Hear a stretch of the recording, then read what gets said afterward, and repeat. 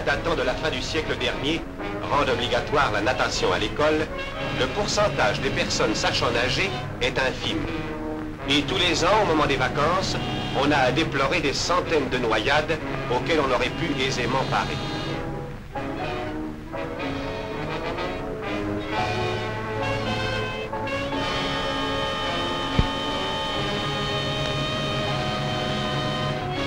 À l'époque joyeuse de 1900, la natation constituait un exercice compliqué et imbuvable. Aujourd'hui encore, beaucoup de Français moyens puisent les vérités premières de l'existence dans les pages de vieux dictionnaires. Ils considèrent le sport de la nage comme un exercice ennuyeux, austère et aussi dangereux que le trapèze volant. Voici le docteur Casa qui désire apprendre à nager. Par ici, monsieur. Vous allez vous allonger sur le tabouret et répéter les mouvements indiqués sur mon dictionnaire.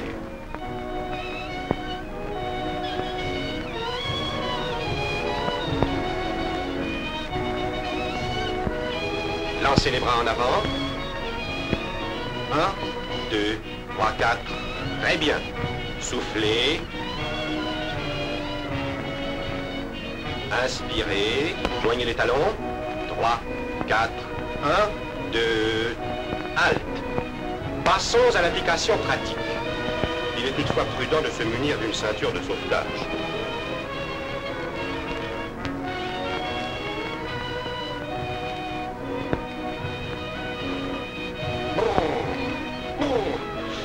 Oh, que l'eau est froide.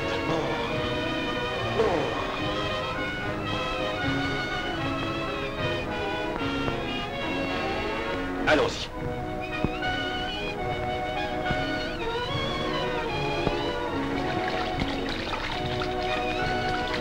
La vérité est tout autre. Il n'existe pas de joie plus grande, plus pure et plus simple que celle du soleil et de la pleine eau.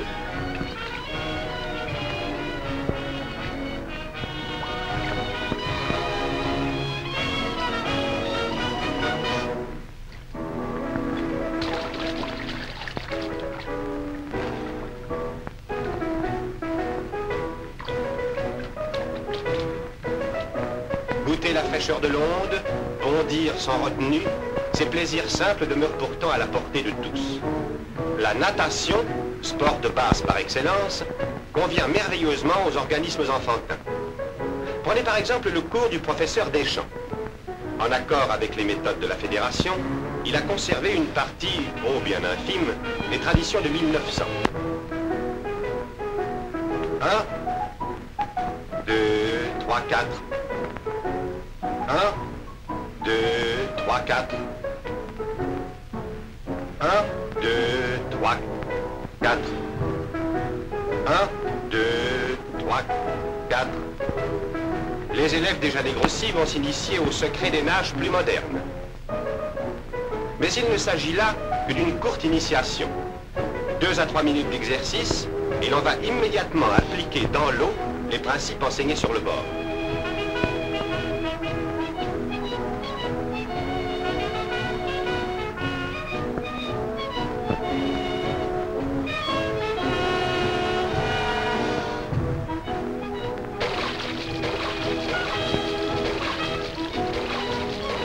Le battement de jambes du crawl représente la grande préoccupation de tous les moniteurs. C'est grâce aux jambes que l'on obtient une propulsion rapide et continue. Les enfants apprennent très vite ces mouvements naturels. Ils les exécutent avec le sourire. Ils marchent, pour ainsi dire, dans l'eau avec la même aisance que sur terre. Et puis au fait, le crawl, n'est-ce pas la véritable marche aquatique ?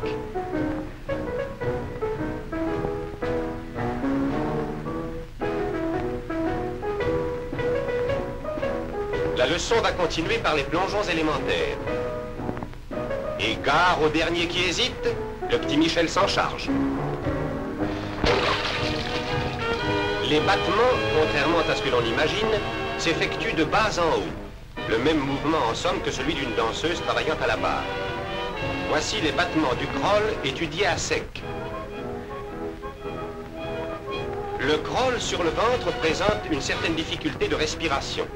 C'est un peu pour cette raison que l'on conseille aux enfants de 7 à 8 ans la pratique des battements sur le dos permettant une respiration libre. Un autre secret de l'apprentissage du crawl est l'exercice d'assouplissement des chevilles. Le pied doit continuer l'action de la jambe. Les muscles doivent être relâchés au maximum. C'est donc à tort que certaines personnes l'ont appelé battement de pied. Et voici les mouvements de bras synchronisés avec les battements de jambes. Et la séance se terminera au gré de chacun par des nages plus fantaisistes et moins orthodoxes. Il ne faut pas croire pourtant que la préparation d'une vedette de la natation soit aussi simple que ça. Les as qui prennent part aux grandes épreuves doivent accomplir une préparation quotidienne et beaucoup plus sévère. Voici deux vedettes de la natation française, Pierre Gézom et Tony Atto au stade nautique des Tourelles. Ils viennent prendre les consignes de l'entraîneur national Georges Herman, qui se perche toujours en haut des gradins du stade afin de mieux examiner le style. Pendant que les autres spécialistes, et plus particulièrement les plongeurs, s'entraînent dans le stade vide de spectateurs, Tony Atto, Pierre Gézom et le champion de France de nage sur le dos, André Blanc, vont commencer leur dure préparation. Herman n'est pas toujours commode, et il a raison. Les champions sont de grands enfants.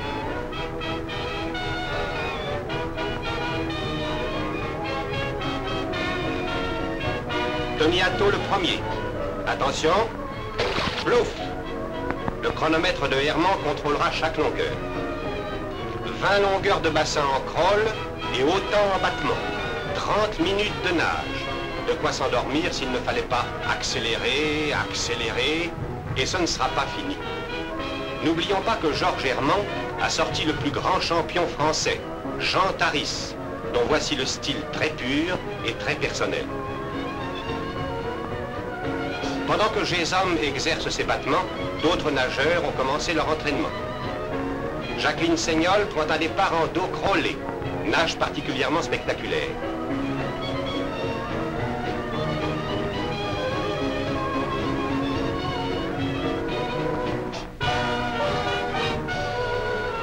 Voici André Blanc, du SCUF, qui nous fait une démonstration de son style. Maintenant, en décomposant.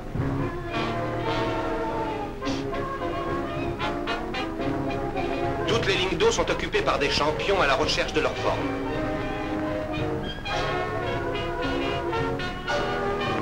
Voici un étrange insecte aquatique, un papillon d'eau douce. C'est un nageur employant la brasse papillon qui diffère sensiblement de la classique brasse française.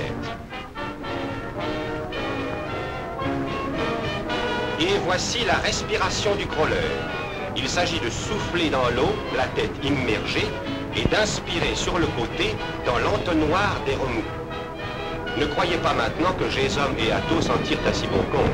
Il leur restera à accomplir une série de départs, de virages, des pas